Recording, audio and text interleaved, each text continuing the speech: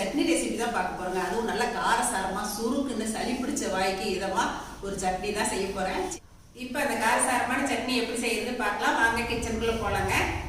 உங்கள் வீட்டு சமையல் மணக்க ருசிக்க சரசூஸ் ஃபுட் ப்ராடக்ட்ஸ் பொடி வகைகள் உங்களுக்கு வேணுமாங்க? இங்கே கொடுத்துருக்க வாட்ஸ்அப் நம்பரில் எங்களை காண்டாக்ட் பண்ணலாங்க. இந்த லிஸ்ட்டில் உள்ள பொடி வகைகள் அனைத்துமே எங்ககிட்ட கிடைக்குங்க. தேவைப்படுறவங்க காண்டாக்ட் பண்ணலாங்க. இன்றைக்கி நம்ம செய்ய போகிற கார சட்னிக்கு நான் 2 தக்காளி தான் யூஸ் பண்ண போகிறேங்க. நல்ல கனிஞ்ச பழமாக ரெட் கலராக இருக்கிறதா பார்த்து எடுத்துங்க. சின்ன வெங்காயம் கொஞ்சம், பூண்டு கொஞ்சம் எடுத்து வச்சுருக்கேங்க. தக்காளி கழுவிட்டு நறுக்கி எடுத்து வச்சுருக்கேன். இந்த மாதிரி மிளகாயை கொஞ்சம் வெந்நீரில் போட்டால் சீக்கிரம் அரைப்பட்டுரும். நான் ஒரு 10 மிளகாய் காரத்துக்கு இன்றைக்கி எடுத்திருக்கேங்க. 2 காஷ்மீரி சில்லி எடுத்திருக்கேன். நல்ல கலர் கிடைக்கும். இப்போ மிளகாய், வெங்காயம், பூண்டு இப்போ மிக்ஸி ஜாரில் சேர்த்துட்டேங்க. அதுக்கப்புறமா தான் நம்ம தக்காளியை சேர்த்து அரைக்க போகிறோம். இன்றைக்கி சட்னிக்கு ஒரு 20 சின்ன வெங்காயமும் ஒரு 15 பல் பூண்டும் எடுத்துருக்கேங்க. அதை இப்போ அரைச்சிட்டு வந்துட்டேன் மிளகாயோடு சேர்த்து. இப்போ நம்ம வெட்டி வச்ச தக்காளியை சேர்த்து அரைச்சிட்டு வந்துடலாங்க. தக்காளியிலே தண்ணி இருக்கிறதால பாருங்கள், தண்ணியே சேர்க்காம இந்த அளவுக்கு நம்ம குழப்பாக அரைச்சாச்சு. இப்போ நம்ம சட்னி தாளிக்கிறதுக்கு ஒரு வாணலியில் நல்லெண்ணெய் விட்டுக்கலாங்க. நல்லெண்ணெய் இந்த சட்னிக்கெல்லாம் கொஞ்சம் தாராளமாக விட்டால் தாங்க நல்லாயிருக்கும். கடுகு, உளுத்தம்பருப்பு தாளிச்சிக்கலாம். கருவேப்பிலை சேர்த்துக்கலாங்க. இதுலேயே கொஞ்சமாக பெருங்காயத்தூள் சேர்க்கலாங்க. இப்போ நம்ம அரைச்சி வச்ச விழுது சேர்த்துடலாம்.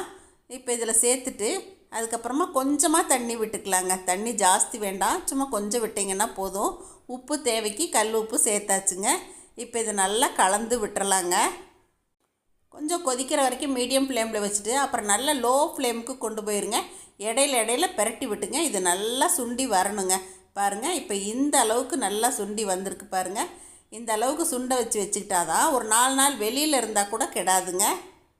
இப்போது இந்த பக்குவம் வந்தோடனே நான் அடுப்பை ஆஃப் பண்ணிட்டேங்க. மேலால் ஒரு 2 டீஸ்பூன் அளவுக்கு நல்லெண்ணெய் விட்டுக்கிட்டேன். நீங்கள் ட்ராவல்க்கெல்லாம் எடுத்துகிட்டு போகணும், 2-3 நாள் வச்சுக்கணுன்னா இன்னும் கொஞ்சம் கூட நீங்கள் நல்லா சுருளை வதக்கி எடுத்துக்கலாங்க. இப்போ நம்மளோட கமகமாக கார சட்னி ரெடி ஆயிடுச்சுங்க. இந்த மாதிரி சட்னி செஞ்சு நீங்கள் ஃப்ரிட்ஜில் வச்சிட்டிங்க அப்படின்னா ஒரு 10 நாள் ஆனால் கூட கெடாதுங்க, அப்படியே இருக்கும். எங்கள் வீட்டில் இன்றைக்கி தோசைக்கு தான் இந்த சட்னி அரைச்சேங்க. குட்டியாக ஊத்தப்பம் ஊற்றி அதில் கொஞ்சம் தேங்காய் பொடி தூவி இந்த சட்னி தொட்டு சாப்பிட்டா சும்மா டேஸ்ட்டு வேறு லெவலுங்க.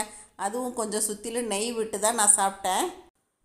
குட்டி குட்டியாக ஊத்தப்பமாக ஊற்றிக்கிட்டேங்க. இப்போ இந்த சட்னியும் தோசையும் மார்னிங் பிரேக்ஃபாஸ்ட்டு இப்போ ரெடியாக இருக்குதுங்க.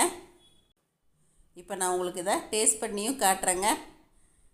டேஸ்ட்டு கேட்கவே வேண்டாங்க. வெங்காயம் பூண்டுலேயே ஓரளவுக்கு காரம் இருக்கும். நம்ம மிளகாய் வேறு 10 மிளகாய் வச்சுருக்கோம். நல்ல காரசாரமாக சுருக்குன்னு நல்லா இருந்துச்சுங்க. உங்களுக்கு ரோஸ்ட்டு தான் பிடிக்கும் அப்படின்னா நீங்கள் ரோஸ்ட்டாக ஊற்றிட்டு கூட சட்னியை தோசையில் மேலால் தடவிட்டு கூட சாப்பிட்டுக்கலாங்க. இந்த சட்னி அருமையாக இருக்கும். கண்டிப்பாக நீங்களும் ஒரு நாள் ட்ரை பண்ணி பாருங்கள். இந்த சட்னியை நீங்கள் ஒரு வாரமெல்லாம் ஸ்டோர் பண்ணி வைக்கிற மாதிரி இருந்தால் புளி ஒரு சின்ன நெல்லிக்காய் அளவுக்கு சேர்த்துட்டு அரைச்சிருங்க. கெட்டு போகவே போகாதுங்க. என்னங்க, இந்த சட்னி உங்களுக்கு பிடிச்சிருக்கா? எப்படி இருக்குது? உங்களோட ஃபீட்பேக் சொல்லுங்கள், ஷேர் பண்ணுங்கள். பிடிச்சிருந்தால் லைக் பண்ணுங்கள். நன்றி, வணக்கம். சரசூஸ் சமையல் பாருங்கள், சமையல் நல்லா பண்ணுங்கள்.